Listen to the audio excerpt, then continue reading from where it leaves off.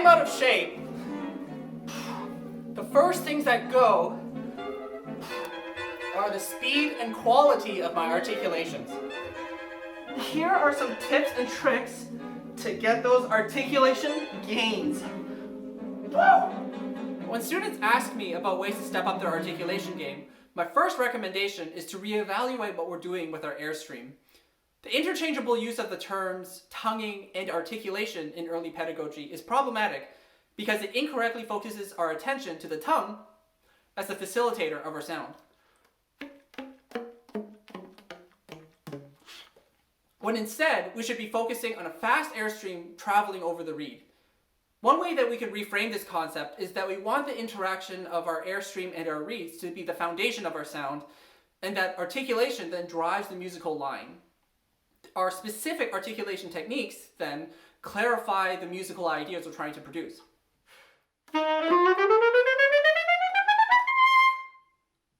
Watching great string players often illustrates my own conception of articulation techniques on the saxophone. No matter what is demanded of them musically, their bow must remain in motion to be able to create a foundation in a musical sound, and the way in which the bow contacts the string then creates the nuances and details that drive the musical line forward. If we go back to the idea that we are the architects of musical phrasing, using a marble slab to represent our airstream, we quickly realize that different tools will allow us to uncover different details in our sound, and that each stroke doesn't have to be a super hard articulation. In fact, I tell my students that we don't necessarily want to stop the reed with our tongue, but rather we want to dampen it. And with this lighter approach to articulation, we're able to articulate faster and utilize a wider variety of tools to enhance a musical phrase. One way to get students to articulate a little bit lighter is to get them to relax, similar to an approach I would get students to flutter tongue. First, I would say exhale with a large amount of air and to see if you can get your tongue to flap in the wind like a flag. It doesn't have to look nice or sound pretty, but the idea here is that you want to engage the airstream and disengage the tongue to see if you can get your tongue to ride that airstream.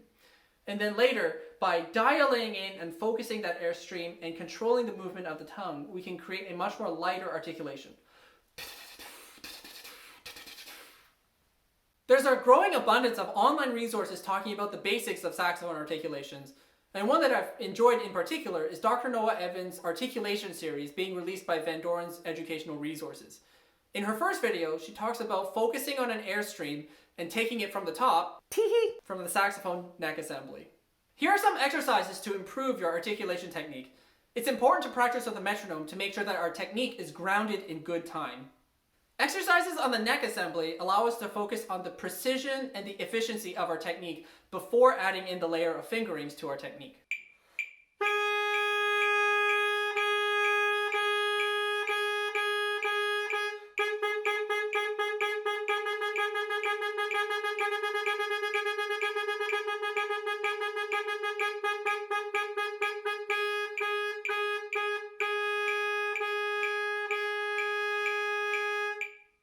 If you want to be really nitpicky, practice these articulation exercises on your mouthpiece to make sure that there's no extraneous movement in the jaw and that we're truly focusing on a consistent airstream.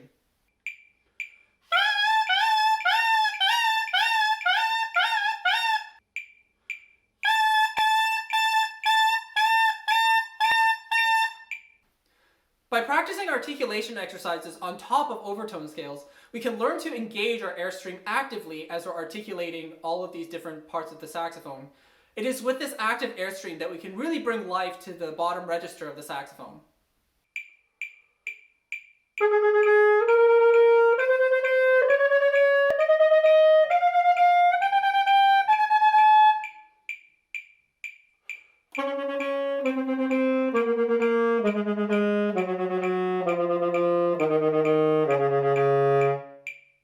The next step to unlocking a great articulation technique is to coordinate everything that we've done up here with our fingers.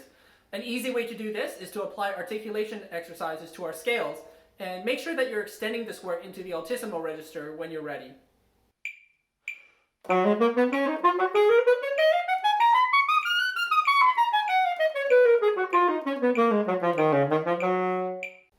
Another great resource from Londeix are his Nouvelle Etudes, which are a compilation of violin pieces that can push your articulation patterns into the altissimo register in a musical context.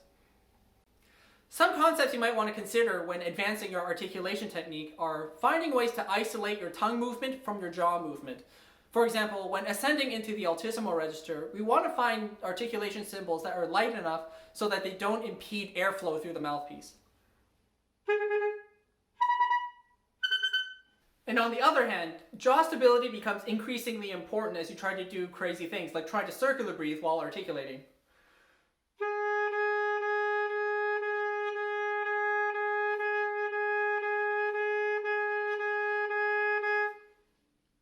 While there's so much more to dive into in the world of articulations, I'll leave my thoughts on topics like double tonguing for another video for another time.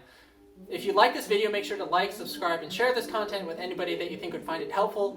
And tune in next week as I talk about a new favorite of mine, Rosemary Leung's Beginning Studies in the Altissimo Register, recently revised and edited by Dr. Gail Levinsky.